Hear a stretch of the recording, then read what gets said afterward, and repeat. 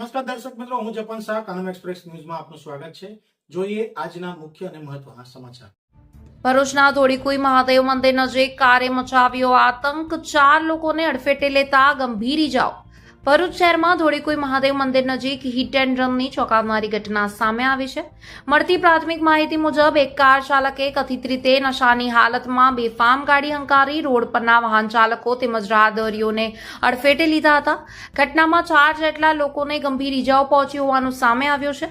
પ્રાપ્ત માહિતી અનુસાર ધોળીકુઈ મહાદેવ મંદિર નજીક એક કાર ચાલકે અચાનક બેફામ ગતિએ વાહન હંકારી રોડ પરથી પસાર થતા વાહનો અને રાહદારીઓને અડફેટે લીધા હતા।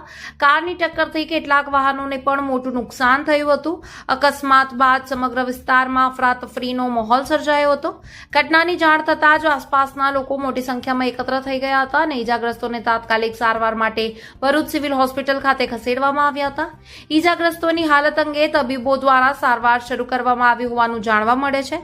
ઈજાગ્રસ્તો અને સ્થાનિકો દ્વારા કાર ચાલક દારૂના નશામાં હોવાનો આક્ષેપ કરવામાં આવ્યો છે। જો કે કાર ચાલક ખરેખર નશાની હાલતમાં હતો કે નહીં તે અંગે પોલીસ તપાસ અને મેડિકલ તપાસ બાદ જ સત્તાવાર હકીકત સામે આવશે। પ્રાથમિક માહિતી મુજબ કાર ચાલક તરીકે બુટલેગર પ્રવીણનો પુત્ર ગદો હોવાનું ચર્ચાઈ રહ્યું છે, જ્યારે અકસ્માતમાં ઉપયોગમાં લેવાયેલ કાર હર્ષ પટેલના નામે રજીસ્ટર્ડ હોવાનું જાણવા મળ્યું છે। જો કે કાર કોણ ચલાવી રહ્યું હતું અને વાહનના માલિક તથા ચાલક વચ્ચેનો સંબંધ શું છે તે અંગે પોલીસે તપાસ હાથ ધરી કાર્યવાહી શરૂ કરી છે। હિટ એન્ડ રનની ઘટનાના પગલે પોલીસનો કાફલો તાત્કાલિક ઘટના સ્થળે દોડી આવ્યો હતો। પોલીસે ઘટના સ્થળેથી સ્થિતિનું નિરીક્ષણ કરી આસપાસના લોકો તથા ઈજાગ્રસ્તો પાસેથી માહિતી મેળવવાની કાર્યવાહી હાથ ધરી છે। ઈજાગ્રસ્તોની ફરિયાદના આધારે કાર ચાલક સામે ગુનો નોંધવાની કાર્યવાહી હાથ ધરવામાં આવી રહી હોવાનું જાણવા મળ્યું છે। દારૂબંધી વચ્ચે નશામાં ડ્રાઇવિંગનો આક્ષેપ। ગુજરાતમાં દારૂબંધી હોવા છતાં જાહેર માર્ગ પર કથિત નશાની હાલતમાં વાહન ચલાવવાની ઘટનાએ અનેક સવાલો ઉભા કર્યા છે।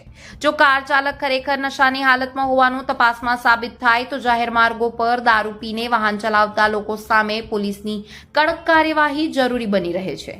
આ ઘટનાએ ભરૂચ શહેરમાં ટ્રાફિક અને નશામાં વાહન ચલાવતા ચાલકો સામે પોલીસની કામગીરી અંગે પણ ચર્ચા જગાવી છે। જાહેર માર્ગો પર નિયમિત ચેકિંગ, બ્રેથ ઓનલાઇઝર દ્વારા તપાસ અને નશામાં વાહન ચલાવતા ચાલકો સામે કડક કાર્યવાહી કરવામાં આવે તેવી માંગ ઉઠી રહી છે। હાલ સમગ્ર મામલે પોલીસ તપાસ બાદ જ અકસ્માતનું ચોક્કસ કારણ, કાર ચાલકની સ્થિતિ અને કાયદેસરની કાર્યવાહી અંગે વધુ વિગતો સામે આવશે।